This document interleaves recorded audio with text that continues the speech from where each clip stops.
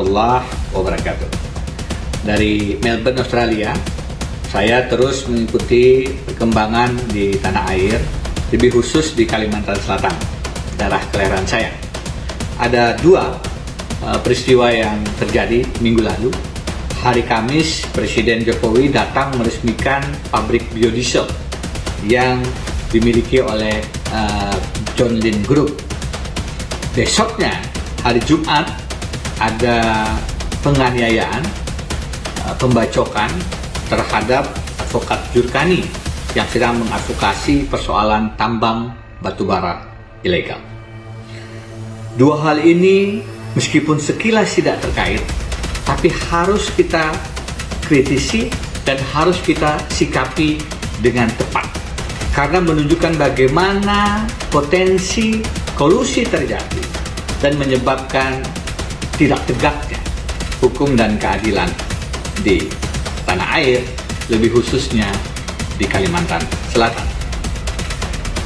Presiden Jokowi meresmikan satu proyek adalah hal biasa dan normal, tetapi menjadi pertanyaan besar ketika yang diresmikan adalah pabrik biodiesel yang dimiliki oleh John Lynn Group, yang kita tahu pemilik utamanya adalah Haji Isam, dan sudah menjadi pemberitaan luas bahwa ada anak perusahaan John Lynn Group yang sedang disidik dan sedang berproses di pengadilan tindak pidana korupsi. KPK sudah memanggil saksi-saksi. KPK juga melihat ada indikasi keterlibatan korporasi John Lynn dalam penyuapan pegawai pajak, dan nama Haji Isam disebut sebagai yang menginisiasi proses penyuapan. Maka menjadi pertanyaan besar, mengapa Presiden sampai mempertaruhkan kredibilitas lembaga kepresidenan untuk hadir meresmikan pabrik dari suatu perusahaan grup atau pribadi yang sedang berproses perkaranya di Komisi Pemberantasan Korupsi. Tahun lalu, 22 Oktober, Presiden juga datang ke Sulawesi meresmikan pabrik gula yang juga dimiliki oleh John Lynn Group. Jadi tidak sulit memang melihat eratnya relasi antara kekuasaan istana dengan John Lynn Group yang dimiliki oleh Haji Isam. Kita pun pernah membaca bahwa memang Haji Isam adalah salah satu anggota dalam tim kampanye, meskipun namanya kadang-kadang muncul, kadang-kadang tidak.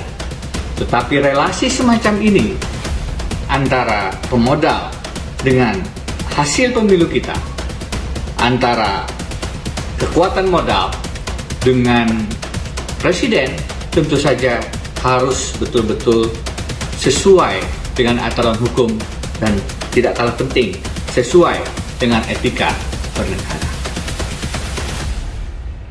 Menjadi tidak pas dan menjadi sangat bermasalah dilihat dari kacamata etika bernegara, presiden datang meresmikan suatu proyek sedangkan pemiliknya sedang berhadapan dengan proses hukum, apalagi di Komisi Pemberantasan Korupsi.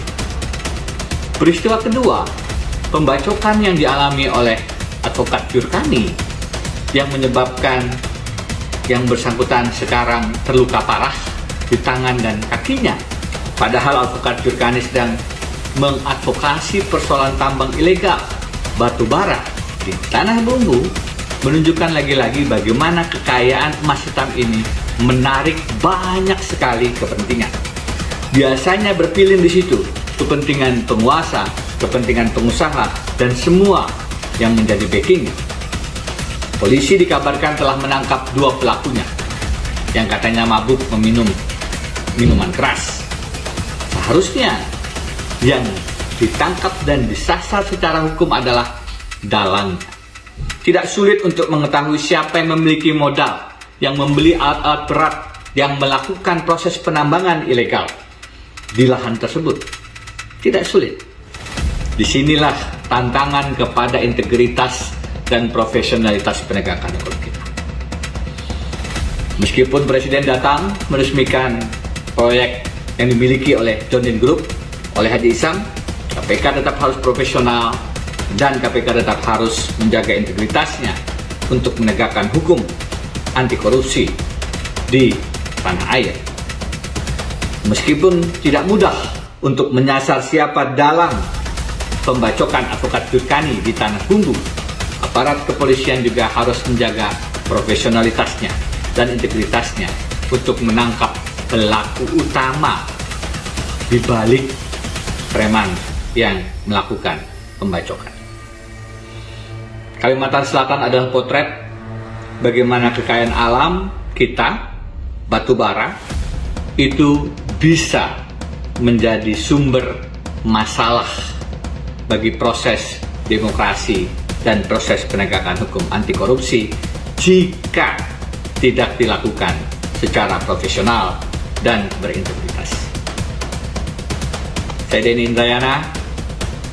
Assalamualaikum warahmatullahi wabarakatuh.